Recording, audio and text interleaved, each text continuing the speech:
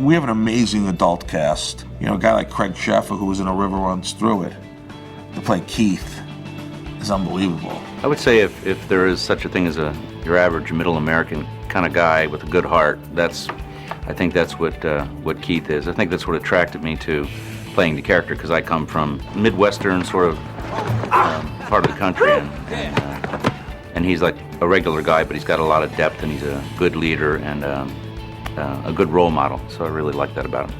Did I trap you? Did I lead you on and trick you into loving Lucas? No, and you didn't trick me into loving you either.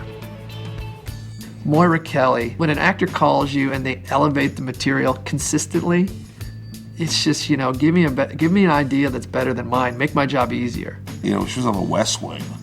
To get somebody like that on the show was great. Karen Rowe is a single mom of a 17-year-old boy. She runs a cafe in One Tree Hill. She grew up in One Tree Hill, was a cheerleader in the high school, fell in love, got pregnant, lost the guy left, married someone else. He has a son, comes back to town, and now here I am, the mother of a son whose, I guess, stepbrother is in school with him, and tangled web.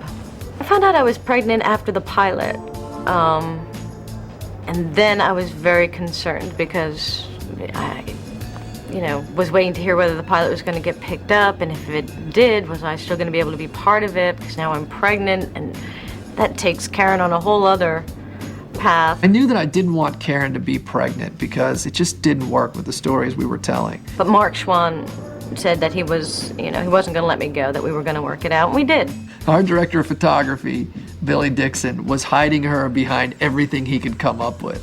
We found a lot of things for Karen to stand behind, from plants to laundry to chafing dishes of stuffed mushrooms, you name it. We found it. When she walks out the door to go to the airport, it's a fantastic moment. You have to look for it. It's shot at a Dutch angle.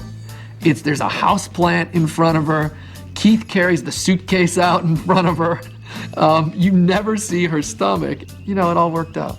Paul Johansson, who plays Dan, I've known forever. The great thing about Paul is he plays probably one of the meanest fathers on television, but he's probably the nicest guy in the world. Paul Johansson was an unbelievable basketball player in his day, so it's a great part for him.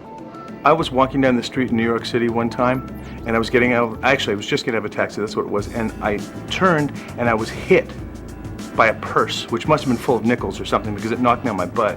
And I looked up at the lady and she goes, "I know what you're doing to that boy." And I said, "Excuse me, what are you talking about?" She goes, "That son of yours, Lucas. I don't like the way you treat him, and I know what you're doing to him." And I said, "Ma'am, I'm an actor. That's not real." That article's a lie. You're not my father, and you never were. You're right. It is a lie. He should never have the name in the first place. I get a daily rush out of working with Barbara Allen Woods, who plays Deb, my wife, because she brings it. What else do you want, Dan? I want you. I saw 3 pages of the script, and no lie, I knew I wanted to be a part of it. Deb is different in that she is well-rounded. I've normally played moms or vixens or temptresses. She's sort of well-rounded. She does it all. She has a job. She's a mom. She is a sexual being. Hint of what's to come. I am very lucky that I work with Paul Johansson, who plays Dan. I never stop laughing. He sort of gives me my space. Deb cries a lot. She's very emotional, and I need to be in my zone, and he's very respectful of that. But I'll hear him say something in the corner of the room, and he cracks me up. I mean, his presence cracks me up. The show does appeal to all ages. I mean, it's not just about the kids, it's about the way the kids relate to the parents, and their parents have their own lives, and that's true life. And we have Barry Corbin, who's been a pro for a long time.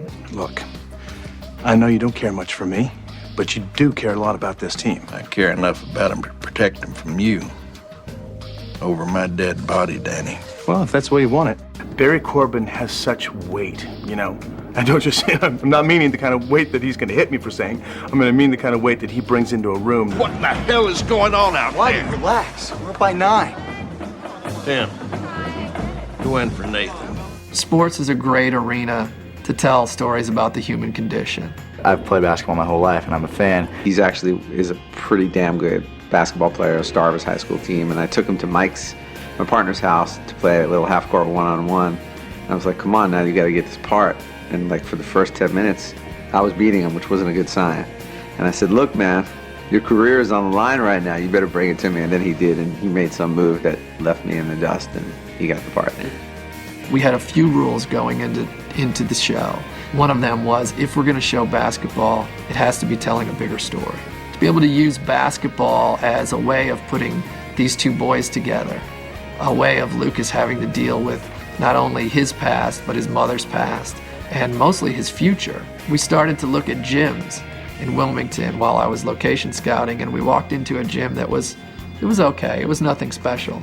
And they said, oh, by the way, Michael Jordan played his high school basketball here. I said, okay, we're done looking.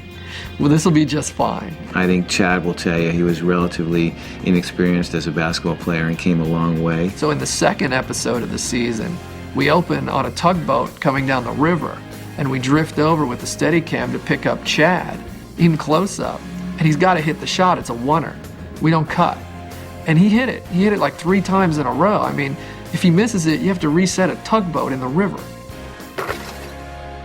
One of the components that's, I think, really helped One Tree Hill achieve its level of popularity is the music in the show. When we decided to construct the show, we decided to make music a big part of it. I think kids really have a score to their lives every day.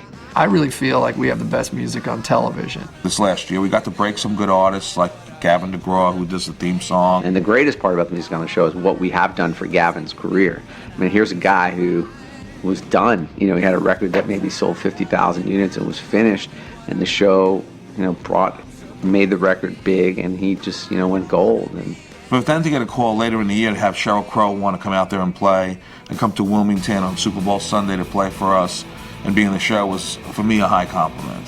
We're noticing by putting the music in the show that television is becoming the new radio right now, and it's the place to find new music. We're able to take more risks than radio is, and even MTV, because, you know, our show is not driven and doesn't depend on the music. The music is the accent and the soul of the show.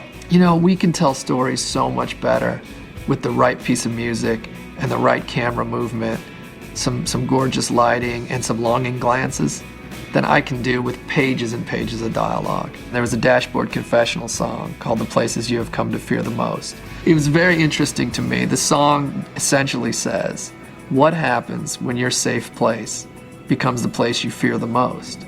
And that's what was happening to Lucas in basketball. And so once I used that title for the episode, I thought we should try to use song titles for all the episodes. And if we could find something that was thematically appropriate, all the more better. This show came so far, and while we have an enormous journey ahead of us, we haven't scratched the surface of what we can do creatively, and I genuinely feel like we have a long way to go. The fact that we survived season 1, that we grew the audience, that I loved the episodes, and I think the audience loved the episodes, I really am proud of that.